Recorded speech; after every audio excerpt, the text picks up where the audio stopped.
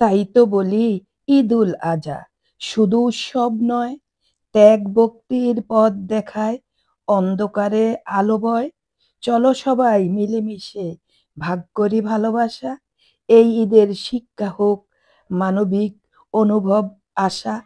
আসসালামু আলাইকুম প্রিয় ভিউয়ার্স, আমি নাজমা খানম হাজির হয়ে গেলাম প্রতিদিনের মতো আরো একটা লাইফস্টাইল ব্লগ নিয়ে। আজকের সকাল থেকেই আমার ব্লগ শুরু করলাম, আশা করি আপনাদের ভালো লাগবে। তাহলে একটা লাইক দিয়ে সম্পূর্ণ ভিডিও জুড়ে থাকার অনুরোধ রইল। সকালের নাস্তা সেরে নিয়েছি, আর এখন দুপুরের জন্য রান্না বান্না করব। সবকিছু গুছিয়ে গাছিয়ে রান্না বান্না করলে রান্না একেবারেই সহজভাবে সেরে ফেলা যায়। আর আজ দুপুরে ৩ রকম তরকারি রান্না করব। ডাল, করলা ভাজি আর মাছ ভুনা। আর আপনাদের সাথে করব গল্প।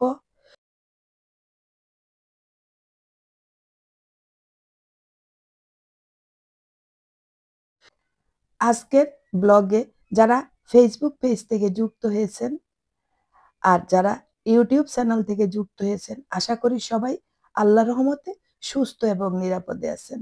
আলহামদুলিল্লাহ, আমি তো ভালো আছি। এই যে চলছে জিলহজ মাসের আমলের মাস, জিলহজের 10 দিন অনেক আমল করতে হয়, রোজা রাখতে হয়, নফল আবাদত করতে হয়। সবাই করছেন তো? যতটুকু যার সামর্থ্য আছে সেই অনুযায়ী আমল করতে হবে। যাই হোক, আল্লাহ পাক সবাইকে নেক আমল করার তৌফিক দান করুক। আমা তাওফিকি ইল্লা বিল্লাহ। দেখেছেন, আমি সব কিছু গুছিয়ে নিয়েছি। আমি প্রতিদিন এভাবে রান্নার আগে সবকিছু কুটে বেছে পরিষ্কার করে নেই। তারপর আমি রান্না বসাই, দ্রুত রান্না সেরে নেওয়া যায়। রান্না একটা শিল্প। যত সুন্দর পরিপাটিভাবে করা যায়, যেটাই রান্না করি না কেন দেখতে সুন্দর, খেতেও অনেক মজার হবে। আমি প্রথমে চুলায় একটা ফ্রাই প্যান দিয়ে তেল, পেঁয়াজ দিয়েছি। এখন দিয়ে দিলাম কাঁচামরিচ। আমি আজ করল্লা আর আলু মিক্সড করে ভাজি করব। আমার কাছে কিন্তু করল্লা আলু মিক্সড ভাজিটা বেশি ভালো লাগে। অনেকে খালি করল্লা ভাজি পছন্দ করে। আমার কাছে খালি করল্লা ভাজিটা, একা করল্লা ভাজি ভালো লাগে না। আমি কিন্তু সবসময় সাথে আলু দেই। এতে কি হয়, যারা করল্লা পছন্দ করে না তারাও একটু এই ভাজি খেয়ে নিতে পারে। তার জন্য আমি আলাদা আলাদা করে কেটে নিয়েছি। এখন প্রথমে আমি করল্লাটাকে বাটিতে রেখে তেলের মধ্যে আলু দিয়ে দিলাম, আর সেখানে দিয়ে দিয়েছি আমি সামান্য হলুদ। তেলের মধ্যে যখন হলুদ দিব, সাথে সাথেই ভাজিটা ঢেলে দিতে হবে, না হয় হলুদ পুড়ে যাবে। আর তখন ভাজির কালারটা কিন্তু খুব সুন্দর হবে প্রিয় ভিউয়ার্স। আসলে শরীরটা ভালো যাচ্ছে না। অনেকদিন যাবৎ ঠান্ডা লেগেছে। হয়তো আমার গলার অবস্থা দেখেই বুঝতেছেন। আলুটাকে আমি ১০ মিনিটের মতো ভেজে নিয়েছি। তারপর আমি দিয়ে দিয়েছি করল্লা। আর করল্লার বিচিগুলো আমি হাত দিয়ে বের করে ফেলে দিয়েছি। অনেকেই করল্লার বিচি পছন্দ করে না দাঁতের নিচে পড়লে। তাই আমিও সবসময় করল্লার বিচি এভাবে বেছে ফেলে দেই। পাতলা পাতলা করে করলাগুলোকে কেটেছি। ভালোভাবে নেড়ে দিলাম। যাক, যেই কথা বলছিলাম। জিলহজ মাসের ১ তারিখ থেকে ১০ তারিখ, ১০টা রোজা। আর এই রোজার কিন্তু অনেক ফজিলত। আমি ভাজিতে সামান্য লবণও দিয়ে দিয়েছি। একসাথে ভাজিতে লবণ দিব না, কারণ করলা ভাজিতে বেশি লবণ হলে করলা ভাজি একদম বাজে অবস্থা হয়ে যায়। তাই করলা ভাজিতে একদম সাবধানে লবণ দিতে হবে। লবণ দিয়ে ভালোভাবে মিশিয়ে নিলাম। এখন আপনার কতটুকু সামর্থ্য যে আপনি কয়টা রোজা রাখতে পারবেন? ৩টা রাখলেও রাখতে পারেন। আর যদি শুধু মনে করেন যে আমি আরাফার দিন একটা রোজা রাখবো, সেটা হচ্ছে হাজিরা যখন আরাফা ময়দানে অবস্থান করে, সেই রোজাটাও আপনি রাখতে পারেন। অনেক সোয়াব, অনেক নেকি পাওয়া যায় আরাফার দিনের রোজাতেও। আরাফার দিনের রোজা, একটা আরাফার দিনের রোজা রাখলে ১ বছরের গুনাহ আল্লাহ পাক ক্ষমা করে দেন, যদি আমাদের নিয়ত সহি থাকে, সঠিক থাকে। আমি আমার করল্লা আলু ভাজির উপরে টালা জিরা গুঁড়া ছিটিয়ে দিয়েছি। দিয়ে সামান্য ডেকে দিয়েছি যাতে সুন্দর একটা জিরার ভাজা ঘ্রাণ ভাজির মধ্যে ঢুকে যায়। আবারও আমি ভালোভাবে জিরাটা মিশিয়ে দিলাম ভাজির সাথে। আমার কিন্তু করল্লা আলু ভাজি হয়ে গিয়েছে। খেতে কিন্তু গরম ভাতের সাথে সেই মজা গরম গরম খেতে হবে এই ভাজিটা। ঠান্ডা হলে আবার কিন্তু ভালো লাগে না। যাই হোক, যে কথা বলছিলাম, আমি কিন্তু 3টা রোজা রাখবো, কারণ আমার শরীর ভালো না, তাই 10টা রাখা সম্ভব না। যেহেতু নফল রোজা, আমার করলা আলু ভাজি কিন্তু হয়ে গিয়েছে। এখন যে মাছটাকে আমি হলুদ লবণ মরিচের গুঁড়া মেখে মেরিনেট করে রেখে দিয়েছি, সেই মাছটা এখন ভেজে নিব। আজকে আমি করলা ভাজি, মশারির ডাল, আর এই যে মাছটা আছে না, এটা টমেটো দিয়ে একদম বুনা বুনা করে নিব।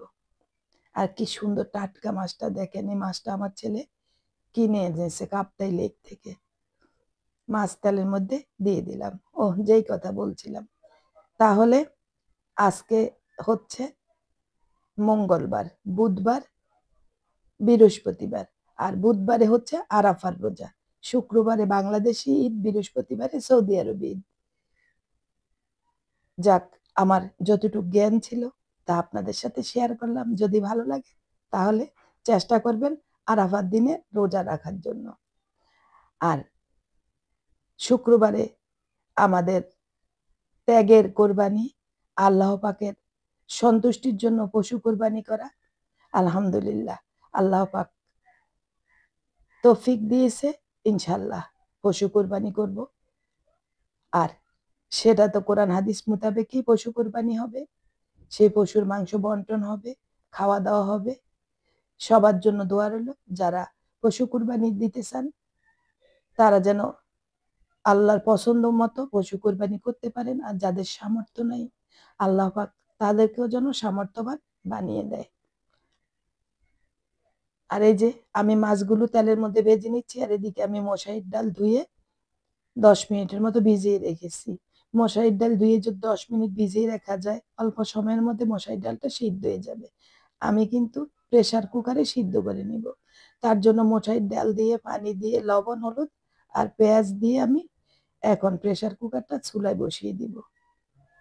পরবর্তীতে আমি গরম পানি করে মিশিয়ে ফোড়ন দিয়ে দিব।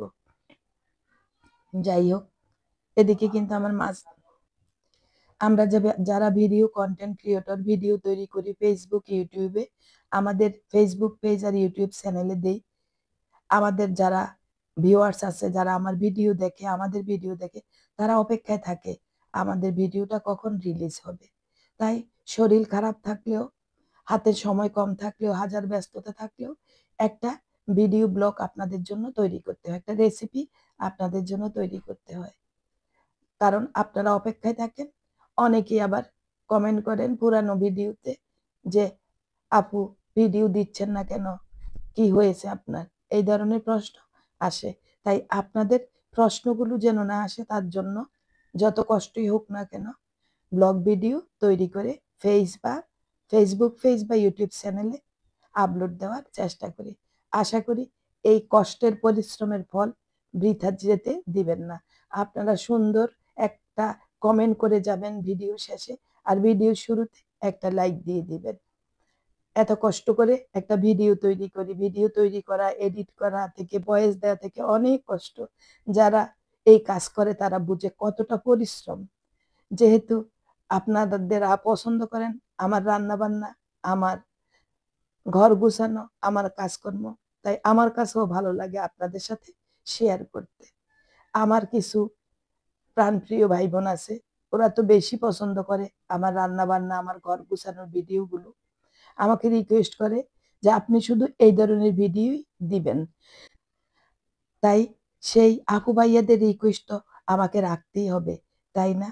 আর কি বলবো প্রিয় ভাই বোনেরা গো, এই ভিডিও দিতে গিয়ে, রেসিপি দিতে গিয়ে ফেসবুক পেজে, ইউটিউব চ্যানেলে আমার প্রাণপ্রিয় ভাই বোনদের সাথে, ভিউয়ার্সদের সাথে যে কি একটা সম্পর্ক হয়ে গিয়েছে, তার টানেই আমাকে প্রতিদিন ভিডিও তৈরি করতে হয়। যাই হোক, এদিকে কিন্তু মাছ ভাজা হয়ে গিয়েছে।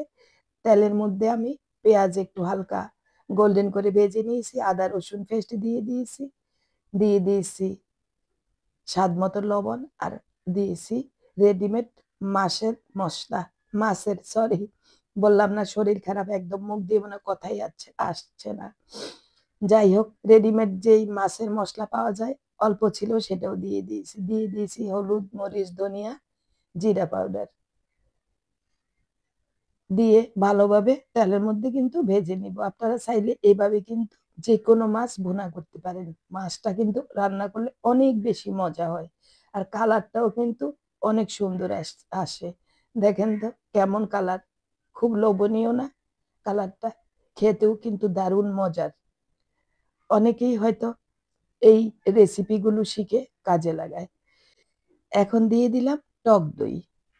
ওই যে বললাম না, এই মাছটা এভাবে যদি একবার রান্না করে থাকেন, রুই মাছ, কাতল মাছ, যে কোনো মাছ এইভাবে যদি একটু গ্রেভি তৈরি করে মাছ ভাজাটা দিয়ে দিই, সেই স্বাদ কি আর বলবো। অবশ্যই রেসিপিটা দেখে আপনিও বাসায় ট্রাই করতে পারেন। বাসায় আবার অনেকেই আছে মাছ খেতে চায় না, মাছের ভিতরে নাকি কেমন একটা গন্ধ লাগে। তাই এইভাবে যদি মাছ রান্না করেন, মাছের ভিতরে কোনো গন্ধ থাকবে না, খেতে কিন্তু দারুণ হবে। সবকিছু আমি ভালোভাবে কষিয়ে নিয়েছি, আর এখানে কিন্তু আমি টমেটো পেস্ট করে দিয়েছি। একটা বড় টমেটোকে আমি ব্লেন্ডারে ব্লেন্ড করে দিয়ে দিয়েছি, যাতে ঝোলটা একদম ঘন ঘন হয়। সবকিছু ভাজতে ভাজতে আমি একটু সামান্য পানিও দিয়ে দিয়েছি। ভালোভাবে কিন্তু মশলাটাকে কষাতে হবে। মশলাটা ভালোভাবে কষাতে কষাতে যখন উপরে তেল ভেসে আসবে, তখন আমরা বুঝবো যে মশলা কষানো হয়ে গিয়েছে। আর এদিকে আমি কিছু কাঁচামরিচ পালা করে দিয়ে দিলাম। আপনারা চাইলে এই মাছ ভুনাটা একদম একটু ঝাল ঝাল করে করতে পারেন, বেশি ঝাল হলে বেশি মজা হয়। আর যারা ঝাল খেতে কম পছন্দ করেন, মাঝারি ঝাল দিবেন, সেটাতেও কিন্তু অনেক মজা হবে খেতে। আমি কিন্তু এখানে কাঁচামরিচ আর মরিচের গুঁড়া দুইটাই দিয়ে দিয়েছি। অবশ্যই দেখে বুঝেছেন যে আমি কতটা ভেজে নিচ্ছি, কষিয়ে নিচ্ছি মশলাটাকে। যাই হোক, মশলা কিন্তু আমার কষানো হয়ে গিয়েছে। এখন দিয়ে দিলাম সামান্য একটু চিনি। ওই যে টক দই দিয়েছি, তার জন্য আমি একদম সামান্য বলতে চায়ের চামচের 4/2 মানে হাফ চায়ের চামচ চিনি দিয়েছি। চিনিটা দেওয়ার পর আবারও নেড়ে ছেড়ে মিশিয়ে নিলাম। এখন ঝোলের জন্য দিয়ে দিলাম পানি। পানিও কিন্তু গরম পানি। একটা কথা মনে রাখবেন প্রিয় ভিউয়ার্স, যে কোনো রান্নাতেই গরম পানি ব্যবহার করবেন। গরম পানি রান্নার প্রসেস চালু রাখে। গরম পানি দেওয়ার সাথে সাথে রান্নাটা চলতে থাকে। আপনি যখন ঠান্ডা পানি দিবেন, আবার দীর্ঘ সময় রান্নার প্রসেস স্থির হয়ে যায়।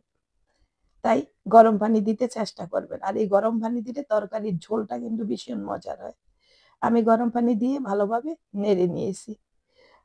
নেড়ে দেওয়ার পর যখন ভালোভাবে বলক চলে আসবে এই ঝোলের পানির মধ্যে, তখন আমি মাছটা দিয়ে দিব। কারণ এই ঝোলের যে মশলাগুলো আছে সবকিছু কিন্তু মাছের ভিতরে ঢুকতে হবে। তাই এই ঝোলের মধ্যে আমি সবগুলো মাছ দিয়ে দিব। ঝোলটাকে আমি 5 মিনিটের মতো জাল করে নিয়েছি। এখন এই যে দেখছেন মাছটা কিন্তু একদম লাল লাল করে আমি ভেজে নিয়েছি। এখন এই মশলা কষানো ঝোলের মধ্যে সবগুলো মাছ আমি এভাবে দিয়ে দিব। বাসায় মেহমান আসলে পোলাওর সাথে, খিচুড়ির সাথে এই মাছ ভুনাটা পরিবেশন করতে পারেন। কারণ খাবার টেবিলে যখন মেহমান আসে, আমরা নানান পদের রেসিপি তৈরি করে টেবিল সাজাতে পছন্দ করি।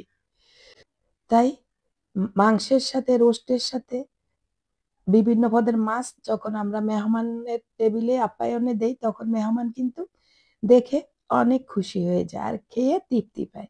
যাই হোক, আপনি আপনার পছন্দ মাছ রান্না করে এভাবে নিজে খেতে পারেন, মেহমানকে খাওয়াতে পারেন। আমার কিন্তু মাছ উল্টিয়ে পাল্টিয়ে দেওয়া হয়েছে, ঝোল শুকিয়েছে, উপর থেকে ভাজা জিরার গুঁড়া দিয়ে দিলাম। আপনারা চাইলে এই সময় কিন্তু ধনিয়া পাতাটাও দিতে পারেন। ধনিয়া পাতার ঘ্রাণটাও কিন্তু সেই হবে। অবশ্যই লক্ষ্য করেছেন আমি বারবার কিন্তু মাছগুলোকে উল্টে পাল্টে দিচ্ছি, যাতে এই যে আমি মাছগুলোকে কড়া করে ভেজেছি, মাছগুলো একদম সফট হয়ে যাবে আর সব মসলা মাছের ভিতরে ঢুকে যাবে। এখন আরো কিছু কাঁচামরিচ আমি উপর থেকে দিয়ে দিলাম। আমার মাছ রান্না কিন্তু হয়ে গিয়েছে। তাহলে কেমন হলো আমার আজকের ব্লগ, আজকের রেসিপিগুলো? যদি ভালো লেগে থাকে তাহলে অবশ্যই সাবস্ক্রাইব করে আমার YouTube channel like, comment, share করতে ভুলবেন না। আর ফেসবুক পেজ থেকে যদি নতুন হয়ে থাকেন, তাহলে আমার পেজটি ফলো দিয়ে একটা লাইক দিয়ে রাখবেন। যখনই আমি কোনো নতুন ভিডিও দিব, নোটিফিকেশন সবার আগে আপনার কাছে চলে যাবে।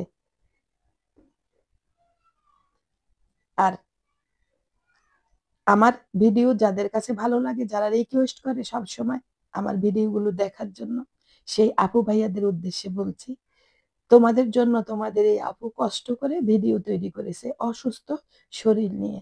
আশা করি তোমরা এই ভিডিওগুলো, রেসিপিগুলো দেখবে এবং সুন্দর কমেন্ট করবে, শেয়ার দিয়ে ফ্রেন্ডস এবং ফ্যামিলিকে দেখার সুযোগ করে দিবে।